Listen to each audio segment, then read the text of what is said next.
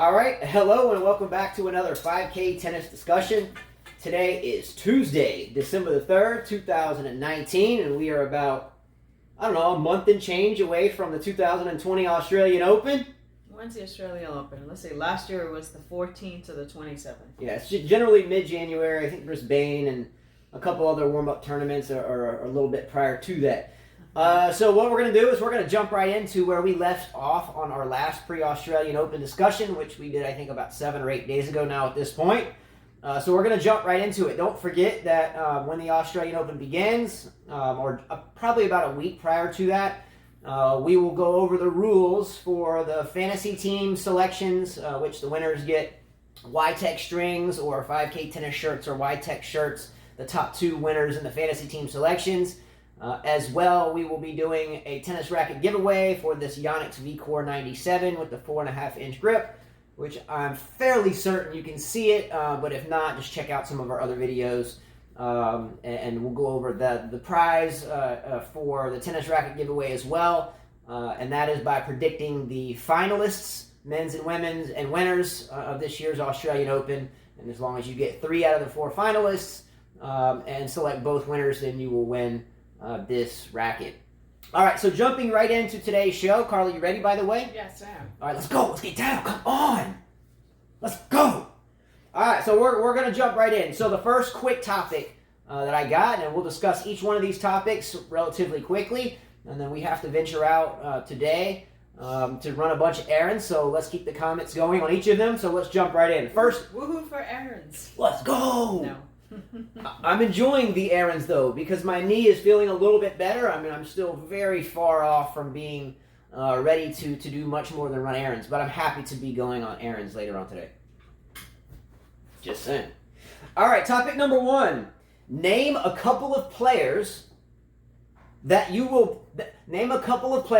think will begin to fade away in 2020 or continue to fade away if they were fading away in 2019. Well, I think we talked a little bit about this on the last show. I had one was Raonic. I don't think we'll see much of him in the future. He's just injured a lot. I think I said Lucas Pouille was another one. He had a great Australian Open last year and then just faded into the wind. Hasn't Lucas Pouille kind of been fading away for a long time anyway, though? Yeah.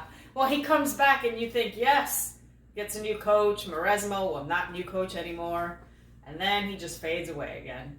I don't know. I think those are the first 2. Monfils, I think, will be another one. Women's, I just heard Kiki Bertens got married. I don't think she'll have a good year. Once you get married, life changes. You got to pay attention to the husband. I think she'll be one that fades away.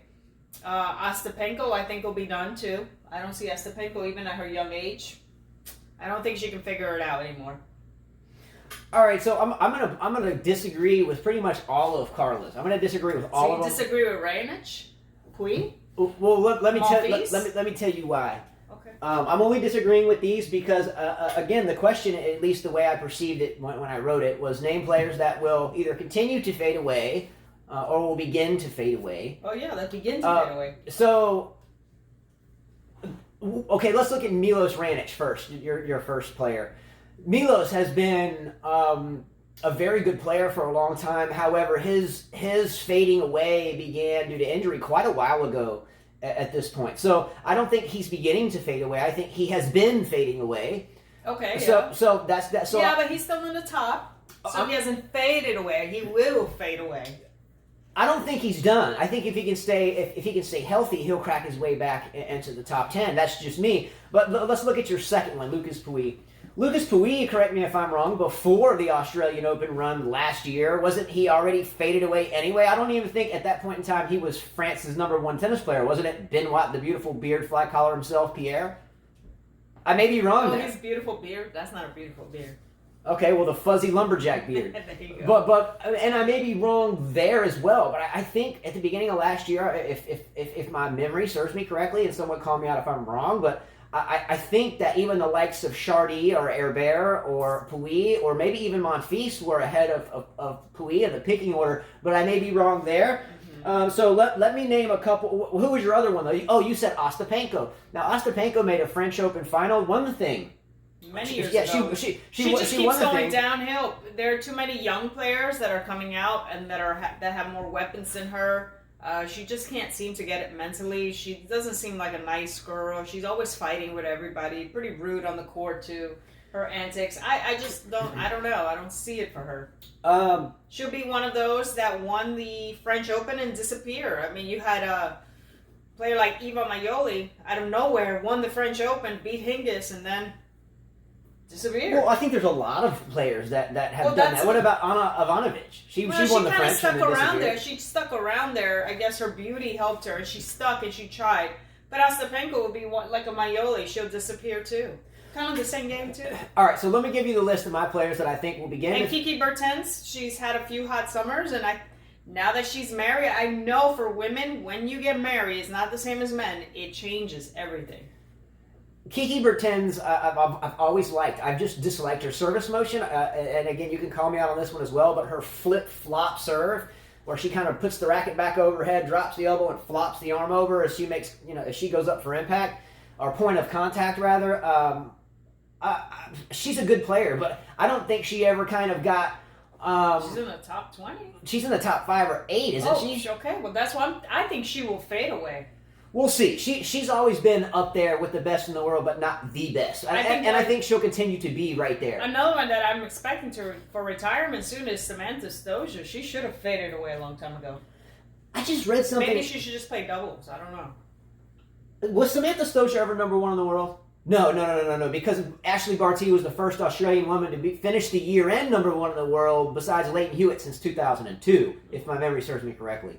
All right, let me give you my quick list of people that I think will fade away this year or begin to fade away, and we'll move on to the next topic. Number 1, believe it or not, as quickly as he came into being, I think we will see him fade away this year, and that is Matteo Berrettini.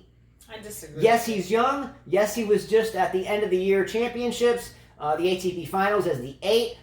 However, again, I'm not sold on his game yet. I think Jack Sock made the ATP finals a couple of years ago. I think 2017, which, by the way, I hear Jack Sock is eyeing a comeback next year with Del Potro in terms of playing singles, and we'll see how that goes. Who has a better career coming back? Potro or Sock? I mean, that's pretty easy. Well, Del Potro is 1 fall away from never playing again. Jack Sock can continue to play, but yeah, Del Potro is a much better player. Okay, so here's my players. Berrettini, I think he will drop outside the top 10 early this upcoming year. Roger Federer, I think will fade this year. He's going to retire. You can't even put him in that category. I think Karen Khachanov, I think he will fade. I expected Khachanov to be top 3, top 5 if he was going to be already, just like Zverev. So Zverev is on my list of players that I think will begin to fade. I don't know. With the girlfriend he has now, have you seen his girlfriend? The bikini and everything? I don't know. He might have just gotten inspired. Well, he might have just been inspired on his last vacation. No, I didn't see that. You should see it. She's like all over him. Okay, here's a trivia question, or a poll question rather.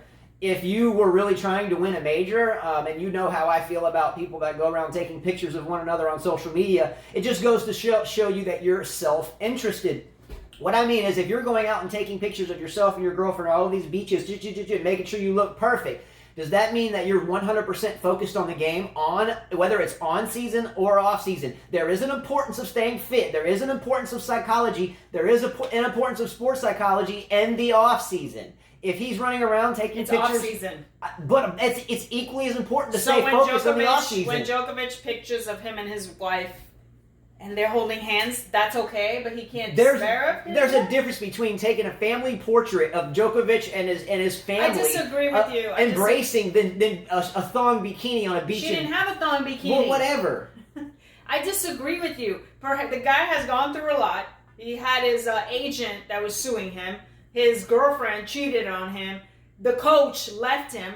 He needs something to make him happy. This makes him happy. Sometimes you need that person that makes you feel like the rainbow's really, If Yvonne... So you're telling me when we started our relationship, you didn't feel happy, you were floating. This is something new for him. You wanted to conquer the world? Well, yes and no. Yeah. Okay. Exactly. Sometimes you need that person. Okay, wait a minute. Hold on. I'm going to rest the case right here. Yvonne Lendl, yes, his previous coach, right? Mm-hmm. Brought a puppy out to the tennis court. If you can't let a puppy make you all warm, feeling cozy, then I don't know what's going to... I mean, the puppy should have worked, but instead he got all mad at Lendl and told him to get the puppy out of here. So, I mean, what's the difference there? That relationship is not going to work as Lendl was not interested in coaching him. That's just... Next player that I think continues to fade away, Garbine Muguruza. Yes, I said it. Muguruza, even though it's with a Z. I disagree. I think with Conchita Martinez, it's a good pair. I think we'll see something. I think we'll see her revamp her game. Sloane Stephens and Grigor Dimitrov I have on the list of players that I think will continue to fade away. I saw a picture of Sloane Stephens with her, I guess, fiance. I don't know if he has a child or something. She looked very happy, ready to settle down. And then Grigor Dimitrov, who knows? I don't know. He's been fading away. My last two players that I think will begin to fade away, and these are a question mark. I hope they do not begin to fade away, but I think that they may. And that is the pair of Serena Williams and Stanislaus Wawrinka. I think they both may fade. I hope they stay fit, and I hope Serena... I wouldn't even have put them in that Serena just doesn't look in shape to me, and you can't stay out of shape that long. And yes, we just saw a picture of her recently where it was not in makeup, and not at a photo shoot, and not where she was prepared for it. It was just in passing. And she didn't look good at all. She looked way out of shape. And I'm sorry, if you're out of shape that long, sometimes it is tough to come back.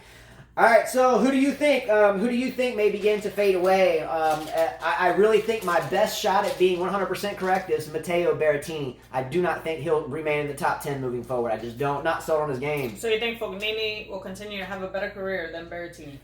Well, Fognini is a veteran. I don't like his game. I don't like his court conduct. I don't like his demeanor. I don't like anything about him. But Fognini does know how to fight. He knows how to fight. He knows how to not go away. He knows how to be grimy and get into the trenches and tear eyeballs out and rip limb from limb. Well, maybe he needs to give the youngster, a lesson in those beautiful eyebrows that he has and the hair and all. To each his own. Moving forward, next topic, the single player, the one player on the ATP or WTA, either man or woman, the single player that you have the highest hope for in 2020. That up and coming, preferably. If you want to say Djokovic because you're a Djokovic fan, or Federer or Nadal, that's great. But if you have a player out there that you think is on the up and up, and you think it is their year to be their breakout year, and to finally etch themselves, or to just now be on the scene, and to just now put themselves in the limelight. Who you got? I'm going to say, you told me that you didn't want me to bring her up, but I know that she just lost her dad, and I really have high hopes for Amanda Anisimova. She would be, for me, this would be the reason why now she should break through and win. The death of a parent has to be tough. And now you've got a lot to prove, and you want to prove that to him wherever he may be. She did look skinny. We did watch her in this last match. I think it was in Colombia. She was playing on clay. She did look fragile. But that happens with any death in the family, any sickness, any stress that you go in your life. Things change. People lose weight. They gain weight. I think that it will be her year to fight. As for the guys, I'm really hoping that Felix Auger-Aliassime does something big. I hope it's his breakthrough year. If you had to choose one of the two, one player. Oh, you can't choose men and women? That you have the highest hopes for. You can't just choose one woman and one man? But you can do that. Well, for me, it would be Felix. Okay. Yeah, definitely. All right. I think it's always nice to have a heartwarming story. So first of all, for Amanda Anisimova, great talent. Tragic story, losing her father. Much love and condolences there. But I think there's a big difference between a heartfelt story and a heartwarming story, and you hope and you wish the best for, you sympathize or you empathize for the player. I think there's a difference in that and who that you really think, that you're really you as a tennis fan or a player or a coach or an enthusiast, you right now sitting there watching this video, you tell yourself in your head, who do I think is going to have a breakout year this year? Who do I think is going to make some noise this year? I wouldn't say heard because of what you said, Carla. You indicated that we watched the match the other day, and this was in the past week or so, maybe two, maybe not. And Anisimova looked relatively fragile, meaning she looked like she dropped a lot of, not just a little bit, but a lot of weight, yeah. especially in the leg area, quadriceps. Well, her arms were so thin; they look like what my wrist looks like right now. So thin. Yeah, velocity on the ball looked a little bit off. Yeah, she was playing on clay. Ball striking looked a little bit slow, a little fatigued, a little lethargic. Now, granted, when you lose a parent, surely you are down. When you're down, everything's down. There's an old saying, if you hang around with dogs, you get fleas. If you're down all the time, you lose everything. Your mentality drops, your physicality drops, your intensity drops, and when that drops, then your muscle mass drops, and when your muscle mass drops, your strokes fall away, and so forth. She looked fragile. I think she still has a long way to go to get healthy emotionally from that loss, so I do not have a lot of hopes for her yet. I do have hopes for her in the future, but not in this year. Not this year, and that's why. The player that I have the highest hopes for right now, moving into the 2020 season, is the young 18-year-old Italian young man, YTEX Sinner, the Italian kid. He showed promise to me, and again, I know the Next Gen Finals is kind of cheesiness. It's 4 games and no ad and blah, blah, blah, blah, blah. But he showed aggressiveness at the times when needed. He showed good court positioning. He showed good ball striking. He showed the ability to move forward and to move away when necessary. He chose good shots. And not all the time. He made some youthful mistakes, picking to go with the cute dropper instead of maybe the pass. Just little mistakes. But ultimately, I think this kid, young YTEX Sinner, Italy, 18-year-old, has got a lot of potential, no doubt. So I'm looking for him to make noise in my book this year. Maybe not at the Australian, but very soon thereafter, especially in tournaments where it's just best 2 out of 3 sets. So maybe a Masters or maybe a 500 somewhere. So I'm looking out for him. But you threw the women into the mix. I'm going to say my highest hopes this year are for the young Coco Gauff, only because I think she has the firepower, she has the backing, she enjoys being in the limelight. She doesn't, pull an Osaka and kind of, fade away. She's already grown into being a superstar, and she's an athlete and she likes to work out. So I think it's a good recipe for stardom. It could be a good year or a bad year for her. Could be either way. Yeah, it could go. This will be a tricky year for her. This will be like, okay, well, we've seen this, and here it goes again. Possible to check the time. Sure. So while she's checking the time on the camera, what we got? 17. All right. So here's the next topic, real quick, and I don't want to spend a lot of time on this one, but let's bring it up. Does Nick Kyrgios have a good year next year? Now let me explain why I postulate this question. Number one, if he acts up. And at the Australian Open, he's had John Newcomb call him out already. Hey, don't mess up, Kyrgios, because if you get in trouble one time, you're going to face a 6-month suspension and a hefty fine. So keep this in mind as I finish this question. Does Nick Kyrgios have a good year now with the pressure, with basically police officers looking at him? If he messes up, he's suspended. There is no appeal. You're done for 6 months. Does he have a good year? If he does not have a good year, can he even get by acting foolish anymore? Not from the tournament directors, the ATP as a council as a whole, or the ITF, because they've already told him that you're not going to get away with it. I'm talking about the fan perspective. Let's say that Nick Kyrgios throws a water bottle at the umpire, hypothetically at the Australian Open this year, and he gets a 6-month suspension. Does that sell tickets like he's always done? Does he say, forget about the suspension, I'm selling media coverage by being suspended, and turn into some type of PR stunt going through the process of being suspended by what he'll call crooked ATP officials or something? Do the people even buy into it anymore? Do the people even care? So my question is does he have a good year next year? If he gets suspended and acts foolish, do people even buy into it anymore? Does he sell bullcrap tickets anymore? And ultimately, will he fade away? I don't really care what he does. Fade away or not, to me it doesn't matter. I don't really think about Nick Kyrgios that much. So, I don't know. I really don't know. It's up to him, right? I don't even know how to answer that. Does anybody even have the desire to answer that? I'll give a quick couple of minute if that spill on this one. Nick Kyrgios is a great talent, plain and simple, a great talent, a rare talent. However, he's also a rare butthole. He's also a rare jester. He's also a rare comic, and not in a good way. He's a rare nincompoop most of the time, but he's a rare talent. So Well, so what to do here? He's not coached, as I remember, by anyone. He doesn't work out, as I remember, at all. You don't work out, you're not going to be a tennis player. Sorry. He can't seem to keep his cool or his composure at all. If he could, I think he will have a great year. If he gets suspended, I think he will fade away indefinitely.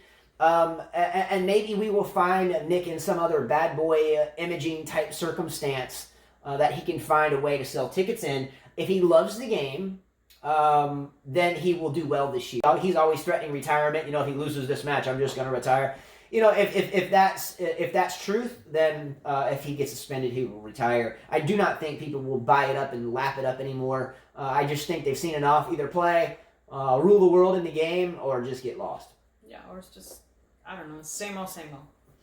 All right, next topic quickly, and I just want this to be a true or false statement. True or false? True or false? Have we seen the last of Borna Coric and Nicolas Basilashvili at the top of the game? I think you asked this last time. True or false? True. I say they hang around in the fourth rounds for another year or two. At one point in time, I thought Coric would be a top 5 player. It just didn't happen. He could very well be on a list of players that may begin to fade away as well in 2020. But I say false. All right. Okay. Next topic. Karolina Pliskova no longer with Conchita Martinez. We talked about this a little bit on the last show. She just hired a coach. She hired another coach. Let's look at real quick the pairing of Conchita Martinez and Pliskova. They won 4 titles together. Pliskova has been so close to winning a major for so very long, by the way. Just could not quite do it with Conchita Martinez. I think that's an irrelevant thing anyway. I don't necessarily think at this point Pliskova will do it with anybody because of her lack to find that fire. Let's go. Come on. I would have to ask Michael Figgins, why hasn't she won? I mean, he trained, I think he did some physical stuff with her. Like, why hasn't she won? We have to train like champions, be like champions. Well, why hasn't this girl won is my question. Why? I know why. There's no emotion there. To be a champion, you have to have that fire in you and show it inside of you. You can't keep that bottle up. You have to explode. Even Sampras, who was gentle, he did, at the end when he wanted to win, he showed his emotions. And Pliskova doesn't do that. Yeah. She needs someone to light that fire on her butt. All right. But her new coach is he's a Spanish guy from Argentina. Who? We had this the viewer that keeps sending you messages. Not Masu? No, via something. We'll have to look it up. Villanueva. He is a well-known coach. All right, look. So here's the question. We're going to squash that. So we're already getting deep into time. Okay. Is Karolina Pliskova better or worse or just the same in 2020? She's the same, unless she changes that. I'm going to go with the same as well. Yeah. Fist bump on that one. The same. Agree. I say it's just a little bit of the same. She's like Mary Jo Fernandez. Always around the mix in the 80s, early 90s, and then never won a slam. Our next question, this is just a yes or no answer. Is Gal Monfils a threat anymore? No. No, he's not. He doesn't have the stamina to stay out there too long. His body, you can see, is breaking down. Yeah, he can do those, acrobatic things, but no, not at his age anymore. Maybe he'll ask Silvina to marry him this year. I don't know. Svitolina is one of those players that could very well be on my fading away list for 2020 as well. She should have, could have won a major a long time ago. She's been through her ups and downs. She needs a bigger weapon. She needs that one weapon that the big hitters like Osaka and Andreescu have, and be a little bit smarter like them. All right. Next question. Angelique Kerber, at 31 years of age, is she done at the top of the game moving into 2020? Yes. She hits her balls late. Yes. And if you've watched Kerber at all there's no firepower since she's come back, you just hit the nail on the head. Her firepower's lacking. She's hitting off the back foot a lot, especially on her forehand wing. Yeah, there's nothing. They all land in that service line, which is bad in women's tennis. Any tennis. Yeah, hitting short, you lack hit on the of service, power. Yeah, I mean, I notice I do that a lot at my age now. If I want to hit a lot of topspin, I really have to dig in. You kind of lose that as you get older. You really do. Next question. There's an old saying, favoritism when you bet on things will always cost you dearly. You know, if Team A is playing Team B and Team B is a huge favorite, but you're just a huge fan of Team A, you just always want to bet on your favorite. Like me with my San Francisco 49ers, I always want to bet on them. Not really. Oh, you're doing well with that team. Isn't he, B-Dog? 10-2, baby, 10-2. But no, but anyway, I have a lot of love for Kerber and always have. She can't go play. She's won a few slams. Yeah, but because I have love for her, don't hate me because I say I think she's done at the top. From what I saw from her off her ground strokes late in the season last year, it just looked like she had a lot of work to do, or she indeed herself was fading away. Yeah. Next question, quickly. Can Bianca Andreescu stay healthy the entire 2020 year, and I mean play a full season including clay? Will she start healthy is the question in January. Isn't she a bit injured? I mean, I saw a picture of her and her mom. She looked very happy. She looked fit. No fat in the abs. So she looked good. If a player that young plays an entire second year of her career and doesn't play clay again, does that put an asterisk on anybody's kind of omnipresence across all surfaces and all aspects of the game? Don't people usually do that late in their career? There were many players back in the days that didn't play they didn't play grass or they didn't play clay. That doesn't put an asterisk. I gotta say, clay is not really great. A lot of people say clay is great on the knees and stuff. I got a small fracture from hitting with my son on my foot thanks to clay, and I'll never get back on it again. I hate that surface. I've blown out 2 ankles. I hate that surface. I've blown out 2 ankles on clay. No, thanks. I'm not a great slider, and sometimes sliding. Neither am I, and I hate the slowness of the ball. And for Andreescu, that's not a good surface for her. All right, next topic. Oh no, to answer the question, can Andreescu stay healthy? Yes or no? I think she can. Yes. I don't think so. I don't think she can stay healthy. It depends how she starts this year. Will she play the Australian? We'll see, right? Oh, she's going to play the Australian. That's a hard court. That's her surface. She might win the dang thing if she can stay healthy. I think she can. I wouldn't worry too much about the French Open. Quick time check. Do you mind? All right. I think Andreescu will not stay healthy, unfortunately. We're gonna 26. 26. All right, so we're going to kind of wind this one down. And I could go on for another hour, easy. All right. I say no. Next question. And we're going to do this one quickly. What can we really expect from Andy Murray this year? You want to start? I don't think he will win a slam, nor ever win a slam again. But I think that he can definitely get into the top 50, 25 this year. So not much. Top 25, 50 for someone who's been injured with that serious injury? Yes. It's like saying you can go play 2-3 out of sets by the end of the year. Yes. Well, you have to look at the context of this. Andy Murray is a previous number 1 in the world. He's won, 3 majors, 2 Wimbledons, 1 U.S. Mm-hmm. It's hard for a player at his age, not that he's terribly old. He's 31, 32? Maybe 33 now. I'm not sure. But nonetheless, it's not a spring chicken anymore in tennis.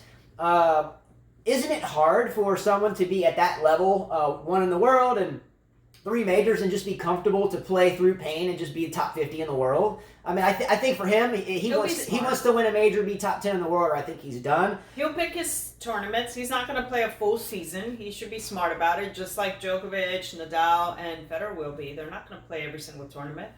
All right, here's what I think you can expect from Andy Murray. Number 1, a limited schedule. I don't think his body can handle anything more than a limited schedule. You just said that. Ticket sales. He's going to sell tickets, which is good for sponsors and vendors, etc. So, and good for PR for him. And I think we'll see him win a 500.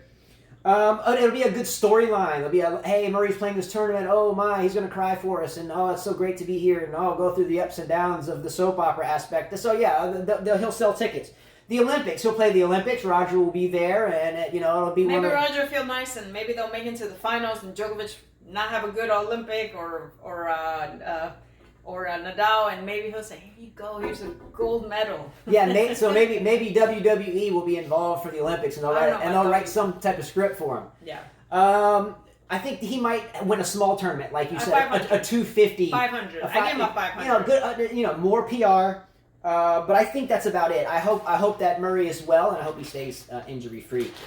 Last 2 things really quick, and I could go more, so we'll have another show for when we do our next one. The last show we had a discussion on who was the MVP for the 2019 season. A lot of you said Djokovic. A lot of you said Medvedev. Carla was the only one. I think there was another one, maybe Wayne Chia. Nadal. It said Nadal. After the show completed, those people that said Nadal were getting lambasted by everyone else, and everyone said, "Look, Medvedev, Djokovic, but definitely not Nadal." So I spent about an hour yesterday, and I looked up some numbers, so I got the top 6 records, the 6 best records on the ATP last year, and I'm gonna read you the records, and then I'm gonna tell you how far I went with this. First, I'm gonna start with the most wins. Okay, wins to losses. Daniil Medvedev was 59-21, 59 wins, 21 losses. Nadal was 58-7. Novak Djokovic was 57-11. Stefanos Tsitsipas was 54-25. Roger Federer was 53-10. And Dominic Thiem was 49-19. Okay? I get that Medvedev won the most matches. I understand that. But he also had 21 losses. That's a lot of losses. So that's a lot. Your UTR would drop with that. The UTR would drop. So if you go by the numbers and calculate the winning percentage, okay, and do the math, let's look at the winning percentage according to the numbers. Daniil Medvedev had a winning percentage of 73.75. So just say 74%. Rafael Nadal had a winning percentage of 89.23. Stefanos Tsitsipas had a winning percentage of 68.35. Novak Djokovic had a winning percentage of 83.82. Roger Federer had a winning percentage of 84.13. And Dominic Thiem had a winning percentage of 72.06. So my boy had the best percentage. Not only that... Best percentage. You hear? Not only that, but based upon those numbers and that he won two majors, it's arguably one of his most dominant years ever. That's right. So... What do you think of that, Wayne and Chia? Anyway.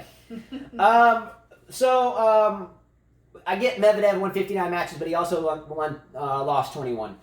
Yeah. And I think he's one that we might see fade away.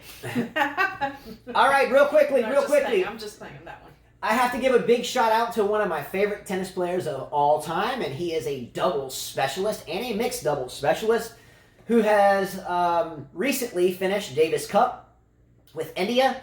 And that is Leandro Paez.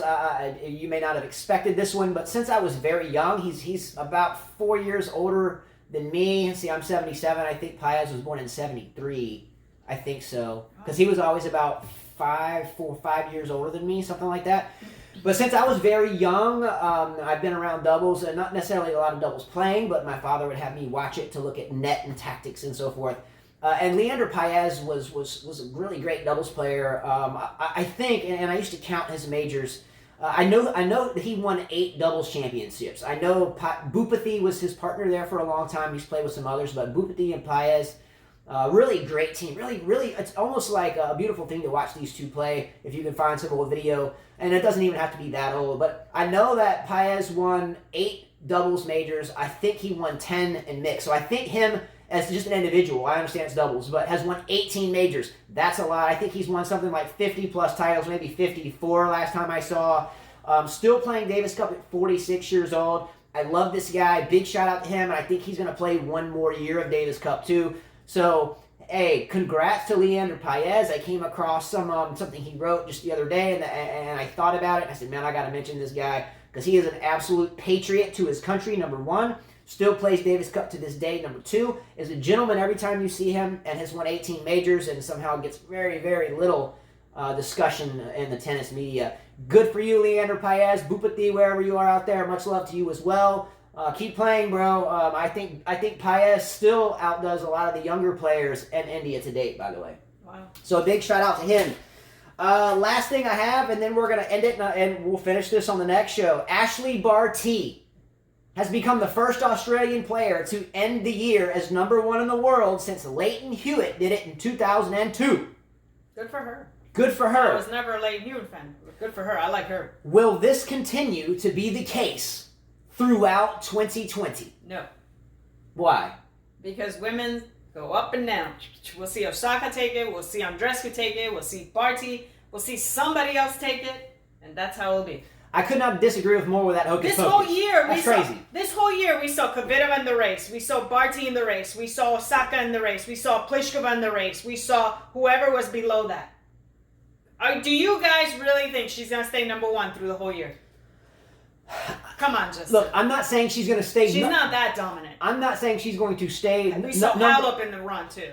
I'm not saying she's going to stay number one like every week throughout the whole entire year, but I have a really good feeling that Ashleigh Barty will be the one to beat in every tournament that she enters in this year, regardless of surface. She has variety. She has ball striking. She has power. She has poise. She has grace. She has maybe Sabalenka could win. Maybe Sabalenka could go. Sabalenka could win, but as long as someone said you were ridiculous with that thought. As long as Barty is around, it's going to be hard for anybody else to win as long as she stays healthy, regardless of surface. Disagree. She's got power. She's got variety. She's got tactics. She's got strategy. She thinks. Not just 2 balls ahead, not just 3 balls ahead, yes, but sometimes games ahead. She thinks, yes. I'm not saying but it's going to go back and forth. It just will.